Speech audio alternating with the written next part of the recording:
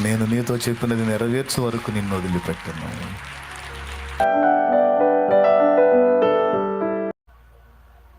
నువ్వు వదిలిపెట్టను అన్నావు కదయ్యా, నిన్ను విడువను అన్నావు కదయ్యా. మాట తప్పేదానికి మనిషివి కాదు నువ్వు. మాట తప్పేదానికి మనుషులు ప్రామిస్ చేస్తారు, వదిలేస్తారు.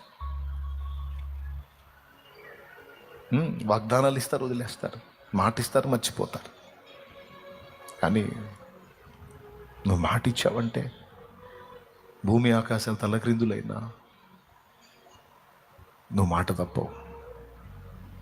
నిశ్చయముగా నేను నీకు తోడై ఉండి నిన్ను ఆశీర్వదిస్తాను, నీ సంతానాన్ని కూడా ఆశీర్వదిస్తాను, ఈ దేశమును నీకు స్వతంత్రింపజేస్తాను. నీ వలన భూమి మీద వంశాలు ఆశీర్వదించబడేటట్టు నేను చేస్తాను. అంటే ఆశీర్వాద కారణంగా నిన్ను చేస్తాను, నీకు తోడై ఉంటాను. నువ్వు వెళ్ళు చోటుకెల్లా నేను వస్తాను. నువ్వు సంచరించు ప్రదేశాలన్నిటా నేను నీకు తోడుగా ఉంటాను.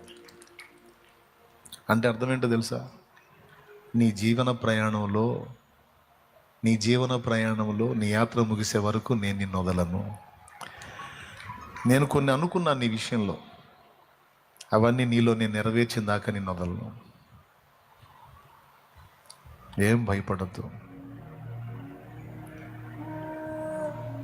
నిన్ను నిందించే వారితో నేను మాట్లాడతాను, నిన్ను దూషించే వారిని నేను గద్దిస్తాను, నిన్ను శపించే వారిని శాపానికి ఆస్పదంగా మారుస్తాను, నిన్ను దీవించే వారిని నేను ఆశీర్వదిస్తాను. నిన్ను గొప్ప జనముగా చేస్తాను, నిన్ను గొప్ప జనముగా చేస్తాను. నా తండ్రి మాట్లాడుతున్నాడు.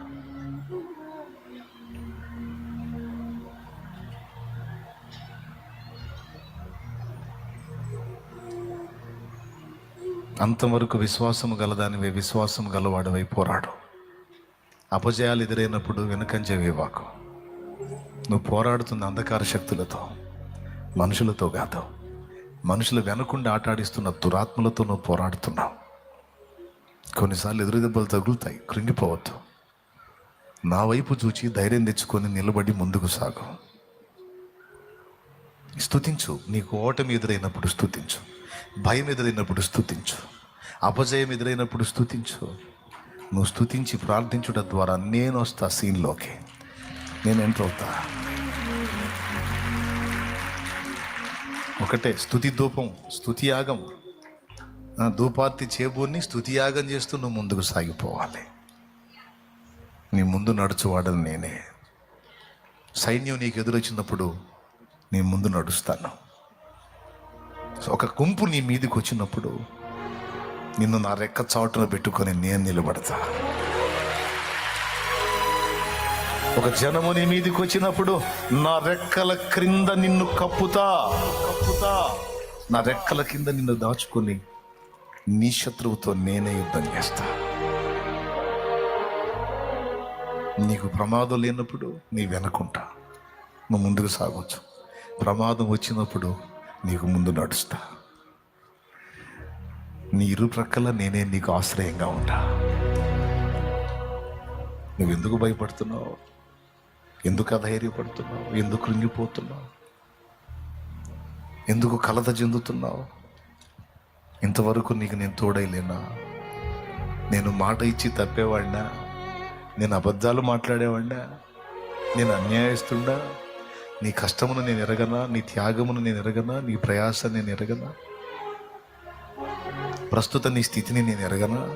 నేను ఎదిగే ఉన్నాను. అధైర్యపడద్దు, అల్ప విశ్వాసంలోకి వెళ్ళొద్దు. నేను ఒక మాట చెప్తా. ఈరోజు నువ్వు దేవుణ్ణి ఎరుగున్నావు, కానీ నువ్వు దేవుణ్ణి ఎరగక మునిపే నువ్వు పుట్టింది మొదలుకొని ఇప్పటిదాకా నేను వెంటాడుతానే ఉన్నాడు ఆయన నిన్ను వెన్నంటి అడుగడుగున అప్పటి నుంచి ఇప్పటిదాకా కాపాడకపోతే ఎప్పుడు అవుట్. నువ్వు నీకు ఎదురైన పరిస్థితులకి ఎప్పుడు అవుట్. కానీ ఎన్ని ఘట్టాలు ఎదురైనా నువ్వు ఇంకా చావకుండా ఉండటానికి కారణం తెలుసా? ఆయన నిన్ను వెంటాడుతానే ఉన్నాడు. నువ్వు అన్యుడిగా ఉన్నప్పుడే నిన్ను వెంటాడి సేవ్ చేసిన వాడు ఇప్పుడు క్రీస్తునందు విశ్వాసివై దేవునికి మరి ఇష్టడు అయిపోయావు, దేవునికి ప్రేమ పాత్రమైన పాత్రవైపోయావు, మరి నిశ్చయముగా నిన్ను వెంటాడతాడు. ఎందుకు వెంటాడతాడు? మళ్ళీ ప్రశ్న వేసుకుందాం. మళ్ళా కొన్ని కారణాలు చెప్తా. మొట్టమొదటిది సెంటిమెంటల్గా, ప్రేమను బట్టి, ఆయన యందు నువ్వు ఉంచిన విశ్వాసాన్ని బట్టి ఆయన నిన్ను వెంటాడతాడని చెప్పాను కదా. ఏం చేయటానికి వెంటాడతాడు? ఏం చేయటానికి వెంటాడతాడు? ఫస్ట్దేమో ఎందుకు వెంటాడాడు, ఏంటి కారణం ఏంటంటే చెప్పాను. ఇప్పుడు ఏం చేయటానికి వెంటాడతాడు అంటే మనల్ని ఆశీర్వాద కారణంగా చేయటానికి వెంటాడతాడు, మనల్ని దీవెనకు నిలయంగా చేయటానికి వెంటాడతాడు, మనల్ని పరిపూర్ణమైన శిల్పంగా చెక్కడానికి వెంటాడతాడు. ఆయన అనుకున్నది ఏదైతే ఉందో మన విషయంలో దాన్ని మన ద్వారా సంపూర్ణంగా జరిగించడానికి వెంటాడతాడు. వదలడు. మీరు గుర్తించాలి, దేవుణ్ణి మనం పట్టుకుంటే ఎప్పుడో వదిలిపెట్టు, కానీ కాదు, ఆయన పట్టుకున్నాడు. ఇప్పుడు నువ్వేదో చేయాలి, అది చేయాలి, ఇది చేయాలి, అది సాధించాలి, ఇది సాధించాలని ఏవేవో నువ్వు అనుకున్నావు. అనుకుని దేవుణ్ణి నువ్వు పట్టుకోవటం కాదు, అసలు నిన్నేదో చేయాలి, నీకేదో సాధించాలి, నిన్నేదో స్థితిలో చూడాలని పట్టు ఆయన పట్టాడు. పట్టు నీది కాదు. నువ్వు పడితే వదులుతావు. నీ బతుకు నా బతుకు తెలియదు, మన సంపడం తెలియదు మనకి. మనంతా టెంపరీ వ్యవహారం. అలివైతే చూస్తా, లేకపోతే వదలగాలే ప్రభా సర్దుకుంటానని. ఇప్పుడు నేను సర్దుకుంటానన్నా వదిలిపెట్టట్లా ఆయన. అది ఇప్పుడు వచ్చిన గొడవ. నేను చాలాసార్లు దేవుణ్ణి అడిగా, ఏమయ్యా అస్సలు ఏమన్నా ఉందా?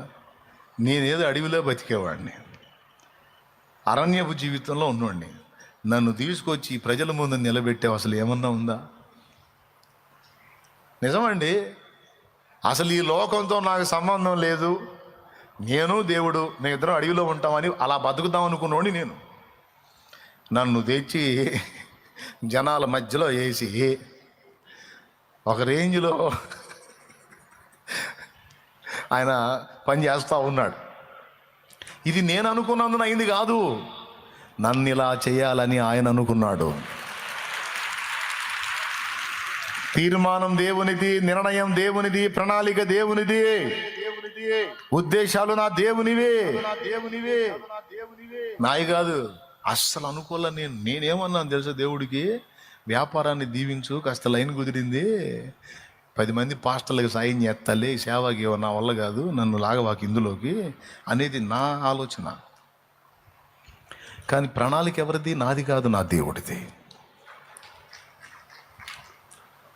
ఇలా చేయాలి, ఇలా వీడిని వినియోగించాలి, ఇలా వాడాలి. అసలు ఇప్పుడు జరుగుతున్నవన్నీ నేను ఉద్దేశించినవి కాదు అక్కాయ్ అనాయ్, నేను ఉద్దేశించినవి కాదు, అసలు పొర్రపాటును కూడా కాదు, ఇవన్నీ ఆయన ప్రణాళికలు. నాకు అందుకే ఒక్కోసారి మైండ్ పోతుంది ఆయన కార్యాలు చూసి.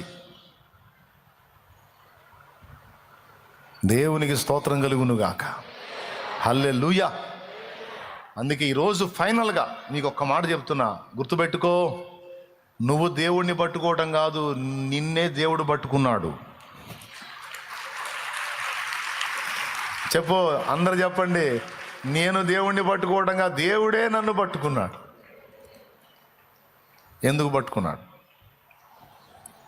నిన్నేదో చేయాలనుకున్నాడు. నీ ద్వారా ఈ భూమి మీద ఉన్న వ్యక్తులకి ఎవరికో ఏవో కార్యాలు చేయాలనుకున్నాడు. నిన్ను భూమి మీద వినియోగించాలనుకున్నాడు. నిత్యత్వంలో కూడా నీకు భవిష్యత్తు ఇవ్వాలనుకున్నాడు. నిన్ను ఇక్కడ కనపరచాలనుకున్నాడు, అక్కడ కనపరచాలనుకున్నాడు. అందుకే ఇక్కడికి అక్కడికి యోగ్యంగా నిన్ను తీర్చిదిద్దటానికే నీ వెంటబడ్డాడు ఆయన. మళ్ళీ ఇంకా ఎందుకు వెంటబడతాను? నీ శత్రువులను నీ మీద వాలకుండా తరమటానికి నీ వెంటున్నాను నేను. నిన్ను పగబట్టు వారినందరినీ నిర్మూలన చేయడానికి నీకు తోడై ఉన్నా, నీ వెంటున్నాను నేను. దేవునికి మహిమ. నేను నీకు ఏర్పరిచినది నీవు సాధించున్నట్లు విజయ పదంలో ముందుకు సాగున్నట్లు నేను నీ వెనుకుండి నడిపిస్తున్నా, నిన్ను కాచుకుంటున్నా. ఇవన్నీ నిజాలే, ఇవన్నీ అబద్ధాలు కాదు, నిజాలు. మంచి మనస్సాక్షితో చెప్పండి, ఎంతమంది ఒప్పుకుంటారు నిజంగా నాకు దేవుడు అంతే తోడై ఉన్నాడు, ఇది నేను ఎరుగుదును అన్నోళ్ళు చేతులు ఎత్తండి. కన్నీళ్లతో కృతజ్ఞతలు చెప్పాలనిపించట్లేదా? ఇక నడకే లేదు, ఇక లైఫే లేదు, ఇక అడుగులే లేవని కదలలేని స్థితిలో మనం పడి ఉన్నప్పుడు దగ్గరకు వచ్చి వెన్ను తట్టి, ఏంటి కృంగిపోయావా, భయపడ్డావా, అధైర్యపడ్డావా, అలసిపోయావా? లే లే లే లే లే నీ శక్తికి మించిన ప్రయాణం ఉంది, నడు నడు,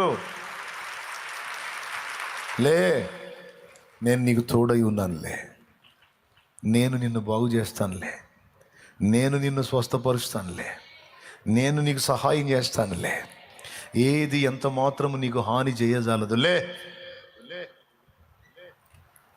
అని నిన్ను లేవనెత్తి, నువ్వు కృంగిన వేళ లేవనెత్తి నీ నడక మళ్ళీ ముందుకు సాగేటట్టు చేస్తూ వస్తున్నాడు ఆయన ఈ రోజు వరకు కూడా.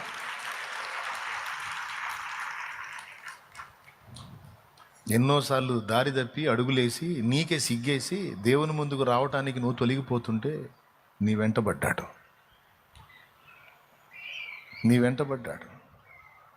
ఎందుకయ్యా నన్ను దర్శిస్తున్నావు? నీకు తగను ప్రభువా, పనికి మాలిన పాత్రను ప్రభువా, మలిన పాత్రను ప్రభువా, తగను ప్రభువా అని నీకై నువ్వే సిగ్గుపడి తొలగిపోతుంటే నిన్ను వదిలిపెట్టలా, వెంటబడ్డాడు. ప్రతి చరణము వెంట పల్లవి ఉన్నట్లే ప్రతి క్షణమున నీవు పలుకరించావు. ప్రతికూలమైన పరిస్థితులన్నీయు కనుమరుగైపోయేనే. కృప కృప. గద్దించాడు, కోపడ్డాడు, అడుగులు సరిగా వేయి, ఎటేస్తున్నావు, ఎటు చూస్తున్నావు, ఏం ఆలోచిస్తున్నావు, ఏం చేయాలనుకున్నాను, ఏమవుతున్నావు, సరి చేసుకో. తన్నులు తినవాకు నా చేతుల్లో, తన్నులు తినవ కొడతా. పనికి మళ్ళీ ఆలోచనలు చేస్తున్నావు, నిన్నేదో చేద్దామంటే ఏదో అయ్యేటట్టున్నావు నువ్వు. పనికి మళ్ళీ పనికి మళ్ళీ సరిగా నడు అని అడుగులు జారిన వేళ తట్టి క్రమములో నిలిపాడు. ఎందుకు నా వెంట నడుస్తున్నావు అంటే అనేక కారణాలు చెప్తాడు. ఈరోజు ఈ మాట మిమ్మల్ని ప్రోత్సహించనియండి, ఆదరించనియండి, ధైర్యపరచనియండి. ఎందుకంటే ఇది దేవుడిచ్చిన తలంపే నేను మాట్లాడాను, దేవుడిచ్చిన ఆలోచనే నేను మాట్లాడాను. దేవుడు పలకమన్న విషయాలే నా నోట నేను పలుకుతున్నాను. ప్రార్థన చేసుకొని మరి దేవుడిని అడిగి నీ పిల్లలతో నాతో మాట్లాడయ్యా అని వాగ్దానంతో మొదలుపెట్టాడు. నేను నీతో చెప్పినది నెరవేర్చే వరకు నిన్ను వదిలిపెట్టను. అంత మాట నువ్వు అన్న తర్వాత ఇక నాకు భయం ఉంటుందా ప్రభువా? నువ్వు వదిలిపెట్టను అన్నావు కదయ్యా, నిన్ను విడువను అన్నావు కదయ్యా. మాట తప్పేదానికి మనిషివి కాదు నువ్వు. మాట తప్పేదానికి మనుషులు ప్రామిస్ చేస్తారు, వదిలేస్తారు, వాగ్దానాలు ఇస్తారు, వదిలేస్తారు, మాట ఇస్తారు, మర్చిపోతారు. కానీ నువ్వు మాట ఇచ్చావంటే భూమి ఆకాశాలు తలక్రిందులైనా నువ్వు మాట తప్పవు. నిశ్చయముగా నేను నీకు తోడై ఉండే నిన్ను ఆశీర్వదిస్తాను, నీ సంతానాన్ని కూడా ఆశీర్వదిస్తాను, ఈ దేశమును నీకు స్వతంత్రింపజేస్తాను. నీ వలన భూమి మీద వంశాలు ఆశీర్వదించబడేటట్టు నేను చేస్తాను.